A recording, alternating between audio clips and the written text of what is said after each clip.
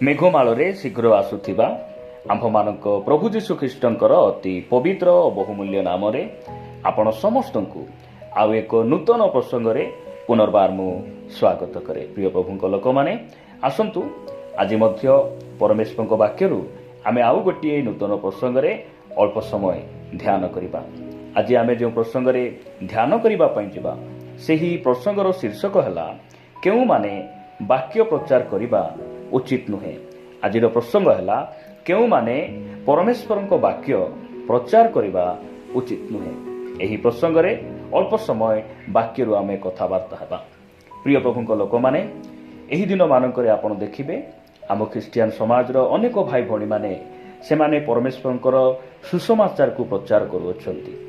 Offline रे हो online माध्यम रे हो अनेक भाई भौणी मानक परमेश्वर व्यवहार करुछंती। से माने प्रभुंकर वाक्य को सुंदर भाव रे अन्य मानक निकट रे मंडली मध्य रे सभा समिति रे से माने कोन करुछंती प्रचार करुछंती। आ सेमानक शिक्षा द्वारा अनेक भाई भौणी माने उपकृत होउछंती, मन फेराउछंती, प्रभुंक प्रति फेरुछंती। सेति पाए मु प्रभुंको धन्यवाद दिए। आज परमेश्वर वाक्यरु मु आपण मानकु अल्प किछि कथा कही उत्साहित करने चाहे, परामर्श देवाई चाहे जे क्यों माने परमेश्वर वाक्य प्रचार करने उचित नुहे। देखंतु परमेश्वर वाक्य जे समस्ते प्रचार करदेवा आमे पाठ पढ़ीछु बोली वाक्य जानिछु बोली प्रचार करदेवा सही परि नुहे। किंतु परमेश्वर वाक्य जो माने प्रचारक जो माने शिक्षक से मानकु परामर्श दिए, से मानकु अनुयोग करे जे वास्तव रे केउ माने वाक्य प्रचार करिबा कथा, केउ माने वाक्य प्रचार करिबा कथा नुहे। एही विषय रे वाक्य आम्भ मानकु कोन करे। एही दिन मानकरे केवल सुसमाचार जे सुंदर भाव रे प्रचार करूछंती ताहा नुहे, अनेकंक ठारू गौरव पाइबा पाई, समाज आगरे प्रशंसा पाइबा पाई अनेक लोक माने कौन करुछंती निजर पराक्रम रे, निजर कल रे, निजर बल रे, कौशल रे से माने कौन करंती। अनेक लोक निजर गौरव पाई, निजर प्रशंसा पाई से माने प्रभुंकर वाक्य को छल भाव रे से माने कौन करंती व्यवहार करुछंती। आपण माने देखिबे प्रभु जीशु ख्रीष्ट जो समय रे पृथ्वी पृष्ठ थिले सही समय मध्य समाज आगे गौरव प्रशंसा पाइबार केतेक दल थिले, केतेक लोक माने थिले। जदि आपण पढ़िबे जे माथ्यू लिखित सुसमाचार 6 अध्याय 5 पद रे लिखा जाए, प्रार्थना करिबा समय कपटी मानक परि हो नाही, कारण से माने लोक देखाइबा पई समाज गृह और छक कोण रे ठिया होई प्रार्थना करिबा को भलो पांती। सही परि आपण देखिबे सही शास्त्री फारूसी माने दीर्घ वसन परिधान करुथिले। सेमानकु प्रधान आसन दरकार, समाज आगरे से माने सम्मुख रे ठिया हेबार अछि, लोक सेमानकु पई ताली मारिबार अछि। आ से माने प्रचार करिबा बदल रे सेमानकु प्रचारक हेबा पसंद। एई प्रकार लोक माने प्रभु जीशु ख्रीष्टଙ୍କ समय रे से माने थिले। प्रिय प्रभुଙ୍କ लोक माने बाइबल आम्भ मानकु शिक्षा दिए। आम्भे माने गोटे शिक्षक भाव रे, प्रचारक भाव रे एहा आमे जानि रखिबा आवश्यक रहिछि जे परमेश्वर आम्भ मानकु से कोन कहंती, केउ माने परमेश्वर वाक्य को प्रचार करिबा उचित नुहे। मु आपण मानक निकट रे पुरातन नियम रो गोटे पद देखाइबा पाई चाहे।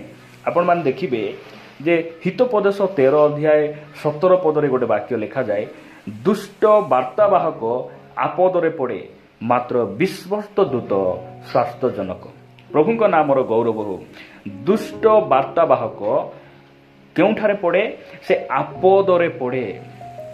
दुष्ट वार्तावाहक बोली कहले जे कि सुसमाचार प्रचार करे, प्रभुंकर शिक्षा को अन्य मानक निकट रे पहुंचाए, से होचंती वार्तावाहक।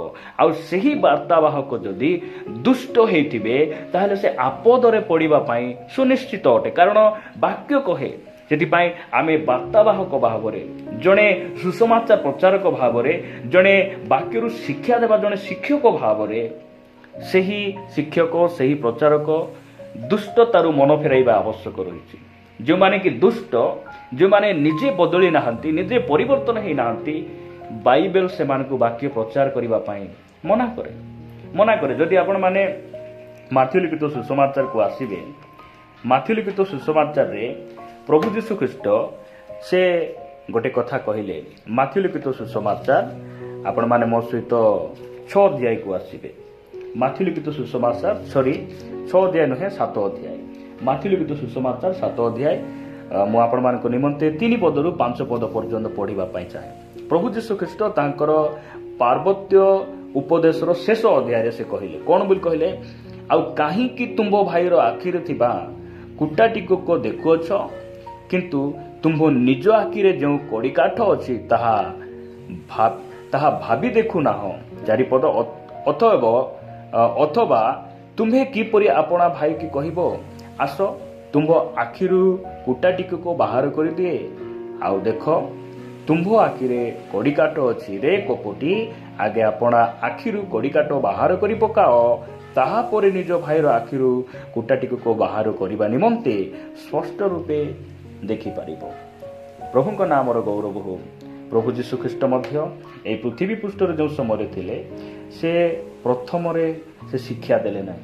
ପ୍ରେରିତ 1 ଅଧ୍ୟାୟ 2 ପଦ ପଢ଼ିବେ, ସେ ସ୍ଥାନ ଲେଖାଯାଏ ଯେ ପ୍ରଭୁ ଯୀଶୁଖ୍ରୀଷ୍ଟ ସେ ପ୍ରଥମରେ ଶିକ୍ଷା ଦେଲେ ନାହିଁ, ପ୍ରଥମରେ ସେ କାର୍ଯ୍ୟ କରିବା ପାଇଁ ଆରମ୍ଭ କରି ସେ ଦ୍ୱିତୀୟରେ ଶିକ୍ଷା ଦେଲେ। ଆମେ ସେମାନେ ବାକ୍ୟ ପ୍ରଚାର କରିବା ଦରକାର, ସେମାନେ ପ୍ରଭୁଙ୍କର ବାକ୍ୟକୁ ଅନ୍ୟମାନଙ୍କ ନିକଟରେ ପହଞ୍ଚାଇବା ଦରକାର।